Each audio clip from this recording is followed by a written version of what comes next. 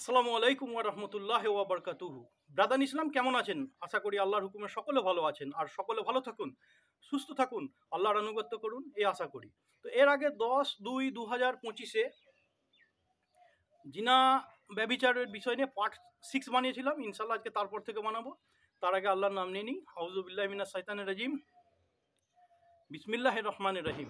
রব্বিশ রাহলি সাদরি ওয়া ইয়াসসিরলি আমরি ওহলুল উকদাতাম মিন লিসানি ইয়াফকাহু কওলি ওয়াকুনুদ্দিন কুল্লুহু লিল্লাহ বিসমিল্লাহি মাজরিহা ওয়া মুরসাহা ওয়া তাওয়াক্কালতু আলাল্লাহি কাফি জা আল হাক্কু ওয়া জাহাকাল বাতিল ইন্নাল বাতিলা কানা জাহুকা জাযাল্লাহু আন্না মুহাম্মাদান বিমা হুয়া আলুহু। তো এটা হচ্ছে হাদিস, হচ্ছে বুখারী শরীফের হাদিস। হাদিস নম্বর হচ্ছে 5151, পেজ নম্বর হচ্ছে 804, 5170, পেজ নম্বর হচ্ছে 809। আর সহি মুসলিম শরীফের হাদিস পেজ পেজ নম্বর হচ্ছে 665, হাদিস নম্বর হচ্ছে 4303 থেকে 4305। তো দু জায়গা থেকে হাদিসটা পাওয়া গেছে, আপনাদের উদ্দেশ্যে আমি বলছি। তো এতে বলছে যে হজরত আবদুল্লাহ ইবনে উমর রাদিয়াল্লাহু তাআলা আনহু, মতলব উমর রাদিয়াল্লাহু তাআলা আনহুর ছেলে আবদুল্লাহ থেকে এটা বর্ণিত হয়েছে, মানে লেখক লিখেছে এটা থেকে। তো তিনি বলেন যে আমরা রাসূল সাল্লাল্লাহু আলাইহি ওয়াসাল্লামের কাছে দাঁড়িয়েছিলাম, তো কিছু লোক মিলে দুটো ইহুদি মহিলা এবং পুরুষকে নিয়ে আসে রাসূল সাল্লাল্লাহু আলাইহি ওয়াসাল্লামের কাছে। তো তারা হাজির হয়ে বলে এরা জিনাকারী। তো রাসূল সাল্লাল্লাহু আলাইহি ওয়াসাল্লাম জিজ্ঞেস করলেন যে এই জিনার বিষয়ে তোমাদের কিতাব কি বলছে, অর্থাৎ তৌরত কিতাব, মুসা আলাইহিস সালামের উপর যে তৌরত কিতাব নাজিল হয়েছিল, তো তৌরত কিতাব এ কি পাচ্ছ?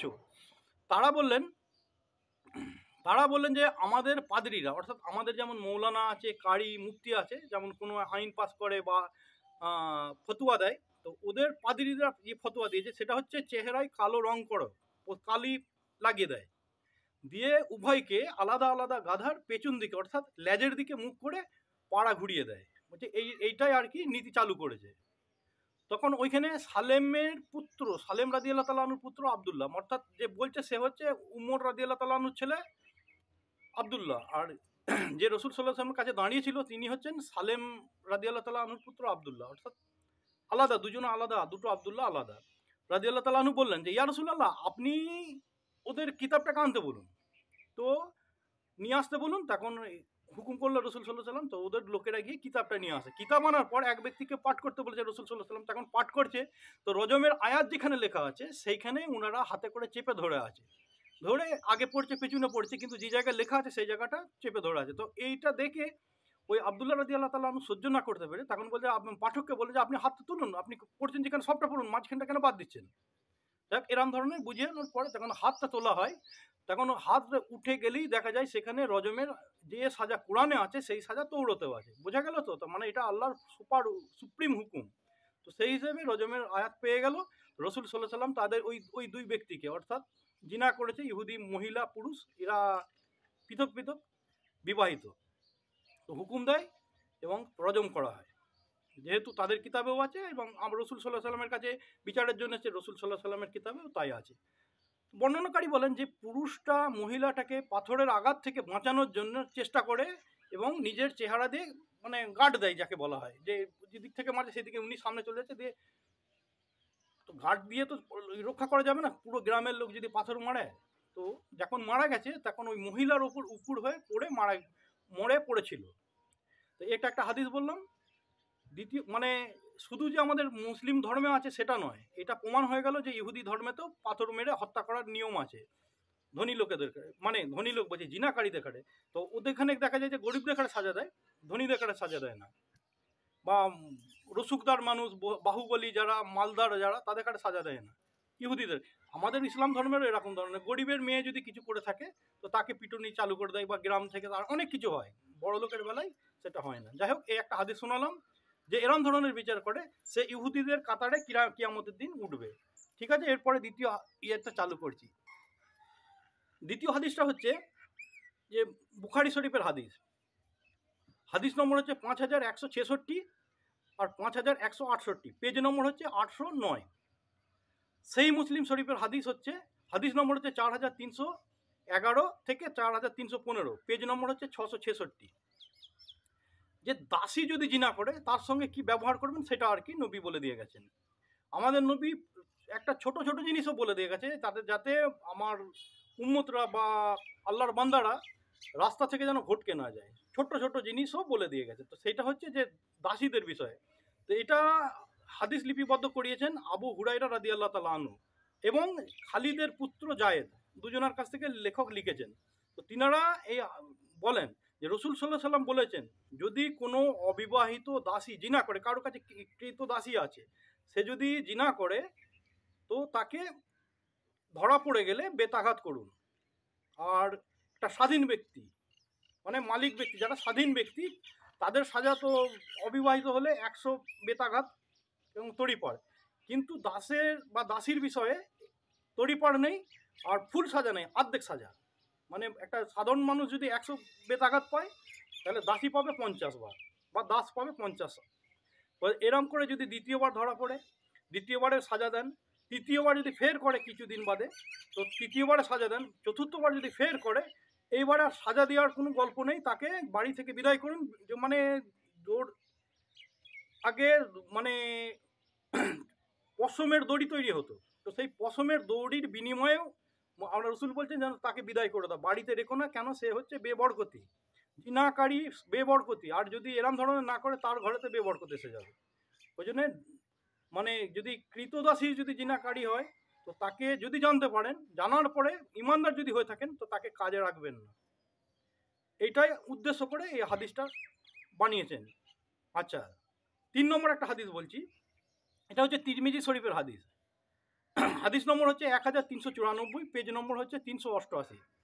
যদি কোনো ব্যক্তিকে পশুর সাথে জিনা করতে দেখেন, যদি সে উট হোক, গরু হোক, মহিষ হোক, কুকুর হোক, বিড়াল হোক, গৃহপালিত পশু হোক, যাই হোক না কেন, যদি পশুর সাথে জিনা করতে দেখা হয়, সেইটার বিষয় হচ্ছে যে এটা হচ্ছে আব্দুল্লাহ বিন আব্বাস রাদিয়াল্লাহু তাআলা আনহু থেকে বর্ণিত। অর্থাৎ আব্বাস হচ্ছে রসুল সাল্লাল্লাহু আলাইহি সাল্লামের চাচা, ও ওরা এই হচ্ছে চাচতো ভাই এই আব্দুল্লাহ।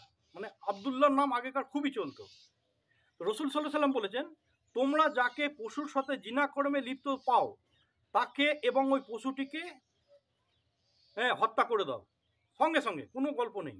সে যে ধনী লোক গরিব লোক ওসব দেখতে যেও না, বা বিচার হবে এইসব দেখতে না, বা তার ছেলে পুলে আছে, তার মা বাপ আছে, কি তার ছেলে বিধবা হয়ে যাবে, ওই স্বামী স্ত্রী বিধবা হয়ে যাবে, ওসব দেখতে যেও না, তার বাচ্চার মানে এতিম হয়ে যাবে, ওসব দেখতে যেও না। তাকে পাবে পশুর সঙ্গে জিনা করতে, তুরন্ত হত্যা। এ বিষয়ে আব্দুল্লাহ রাদিয়াল্লাহু তাআলা আনহুকে যখন লেখক জিজ্ঞেস করলো যে পশুটির কি অপরাধ, মানুষ করছে জিনা, বোঝা গেল তো? অপরাধী হচ্ছে মানুষে, আর সে তো মজলুম, সে তো সাজা ভোগ করছে, সে তো তার তো ইচ্ছা ছিল না, মজলুমের তো সাজা হওয়া উচিত নয়। তো আব্দুল্লাহ রাদিয়াল্লাহু তাআলা বলেন, এই বিষয়ে নবী সাল্লাল্লাহু আলাইহি সাল্লামকে জিজ্ঞেস করা আমারও হয়নি, আর তিনিও বলেননি। তো তিনি বলতে চাইছেন যে এটা আমার নিজের ব্যক্তিগত ধারণা। কে?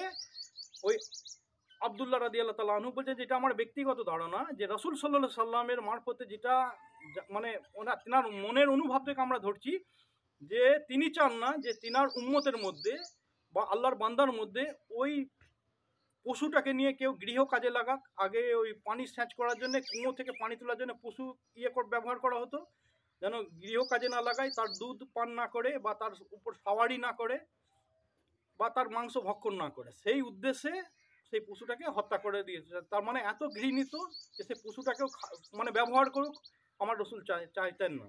তো এই বিষয়ে আরেকটা সেই তিরমিজি হাদিস থেকে একটা হাদিস পেয়েছি, 1394 নম্বর, পেজ নম্বর হচ্ছে 389। যদি কারো সন্দেহ হয়, অবশ্যই কেউ এই ধর্মের বিষয়ে অন্ধের মতো বিশ্বাস করবেন না, সে বানাওয়াটি হতে পারে। সেই কারণে আপনারা এই আমি হাদিসের বই বলে দিচ্ছি, নম্বর বলে দিচ্ছি, পেজ নম্বর বলে দিচ্ছি, আপনারা যদি মনে করেন তাহলে আপনি এগুলো চেক করে দেখে নিতে পারেন বই এনে। তো এতে কি বলছে যে হযরত আব্দুল্লাহ বিন আব্বাস, এটা ওই হাদিসেরই একটা পার্ট, বলছে যে তিনি বলেন, যে ব্যক্তি পশুর সঙ্গে অপকর্মে লিপ্ত হয়, তার উপর হদ অর্থাৎ জিনার ধার্য করা শাস্তি প্রয়োজন নয়। ঠিক আছে? অর্থাৎ 4 জন কিংবা 2 জন সাক্ষী, বা যেমন জিনা করলে 4 জন সাক্ষীর দরকার, এতে কিন্তু সেটা প্রয়োজন নেই। 4 জন সাক্ষীর দরকার নেই, বা অপরাধী স্বীকারোক্তির দরকার নেই, বা চাবুক মারার দরকার নেই, পাথর মারার দরকার নেই। জিনা করা অবস্থায় ধরলেন, তরোয়াল বের করুন, গলাটা কেটে দেন। সে মানে যত বড় রুস্তমি হোক না কেন, এইটাই হচ্ছে তার ব্যক্তিগত মানে প্রকৃতি সাজা। তবে তার গুনাহ মাফ হবে, নাহলে মরার পর ওখানে তো বুঝতেই পারছেন 70 গুণ বেশি আযাব। যাই হোক, আপনার আমার মুসলমান ভাইদের উদ্দেশ্যে বানালাম, আপনারা দেখুন এবং এটা অপরের কাছে পৌঁছে দেন এই উদ্দেশ্যে যেন সে বাঁচতে পারে, তার সমাজ বাঁচতে পারে। আমার সমাজকে, আমার ইসলাম ধর্মকে মজবুত করার উদ্দেশ্যে, আল্লাহকে রাজি করার উদ্দেশ্যে, নিজের কবরের আযাব থেকে বাঁচার উদ্দেশ্যে এইটা করবেন।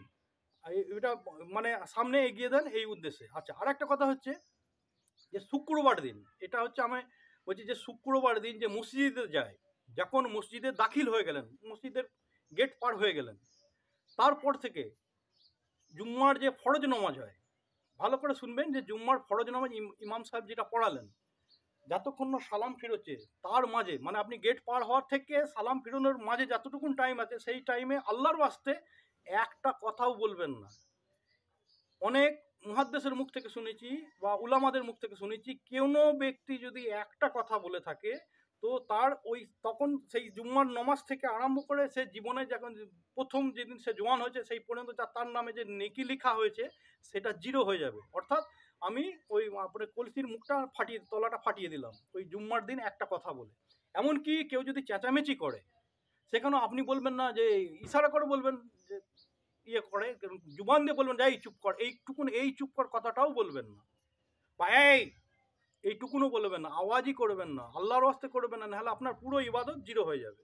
এবার আপনার মানে নিজেকে কিরাম পরিচালনা করবেন সেটা আপনার উপর নির্ভর। আর এর মধ্যে যদি কোনো ভুল করে থাকি, বা আমার বলাতে আটকে যাচ্ছে কোনো সময়, বা যদি কোনো ভুল হয়ে থাকে, আমি আপনাদের কাছে ক্ষমা চাইছি, আপনাদের থেকে সকলের থেকে ছোট আমি, আমাকে আল্লাহর রাস্তায় মাফ করবেন। আল্লাহ হাফিজ।